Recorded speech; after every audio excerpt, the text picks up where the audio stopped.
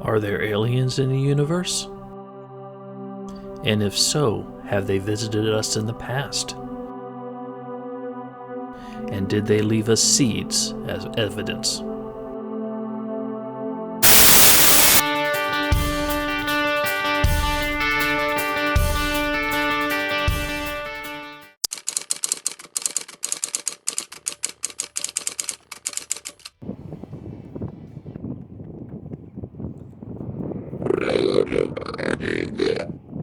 Today we're talking about the UFO pepper, and unfortunately it has nothing to do with aliens, UFOs, or anything like that.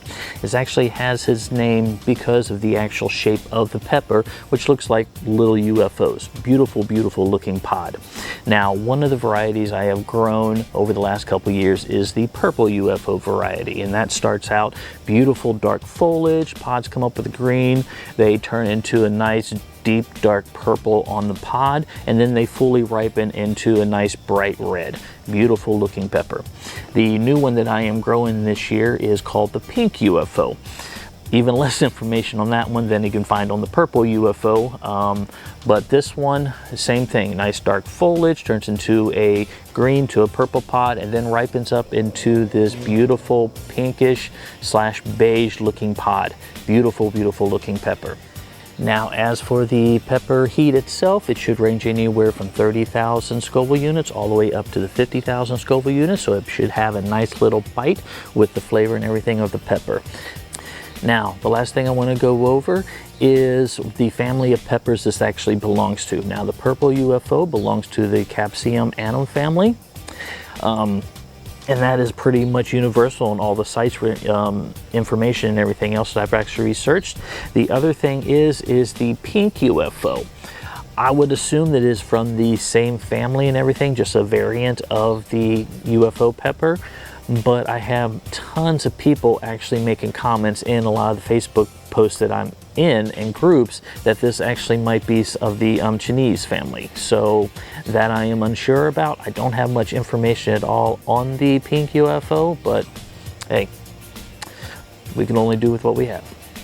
Now, as for the history of the peppers, there's not much out there. I was trying to figure out where it actually came from, went to a bunch of different sites, went down some rabbit holes trying to find the information, and I cannot locate where it is created, where it came from, how long it's been around, or anything like that. So, unfortunately, that is going to be the only mystery or closest to UFO mystery you can find, but hey, why not? Well, let's go ahead, let's open this up, and let's take a look and see what we see inside. Let's go ahead and we're going to start with the purple.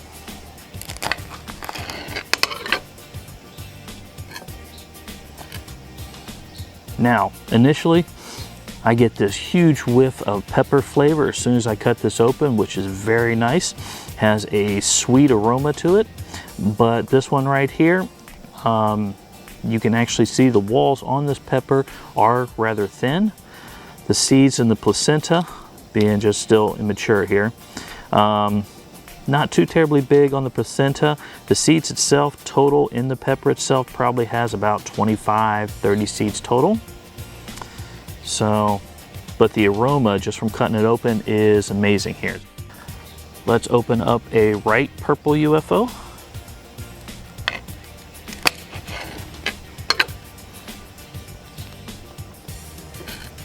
Now, on this particular pepper, very similar. The placenta and everything inside the peppers turned a little dark, which is kind of cool. And the walls on the pepper itself is actually, through the maturity, have gotten probably twice as thick of what the purple one was, so very nice. Same thing, seeds total inside the pepper range probably about 25 to 30. But same thing, as soon as I opened this thing up, just had a whiff of fruitiness and everything come out of it, so very much looking forward to retasting these. So now let's open up one of the pink UFOs here.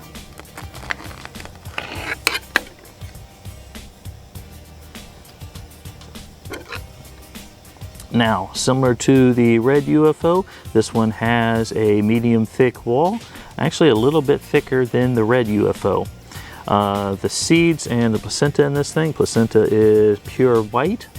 The seeds, yeah, you can actually tell this is mature because the seeds have actually have darkened just a little bit. Immature pepper will have a really bright white seeds. More mature pepper will have a little bit darker seeds. So yeah, same thing. Got a nice whiff of fruitiness as I open this up. But with this and the thickness and everything of the pepper, very much looking forward to tasting this one here. Now, here comes the part I love doing, is go ahead, let's test this out. So I have half the red one, right one that I cut open here, still has the seeds and the placenta inside there that you can see. Let's go ahead and taste this one, see what we get.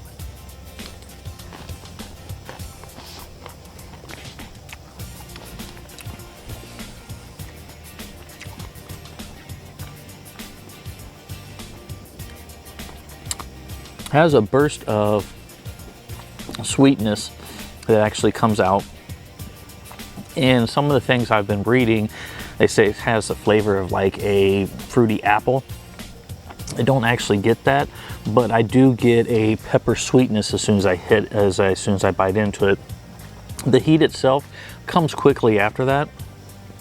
This one is going to be more at the top of the tongue, side of the mouth, and back of the mouth.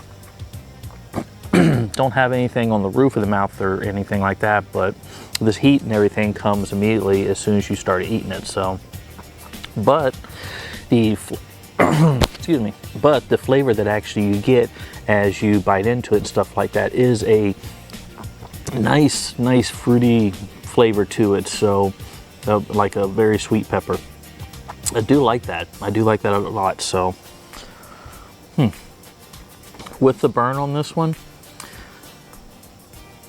it's still there, but I can also tell it is dissipating here. So it's not going to be a lingering burn or anything like that that you have with this pepper. So, and also too, around the side of the mouth where it did feel it initially is kind of all gone. Just have it over the entire top of the tongue and the back of the throat and everything right here. So that's the only place it's at. Oh, not a bad pepper at all. Now, let's go ahead, let's try the pink UFO. This one here, it has a sweet flavor when you smell it. So let's give this one a taste and figure out what this one does.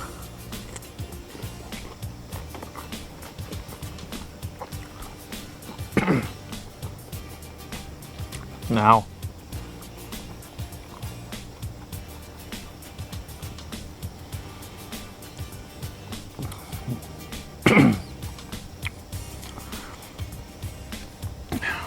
that one right there initially has a sweet flavor to it.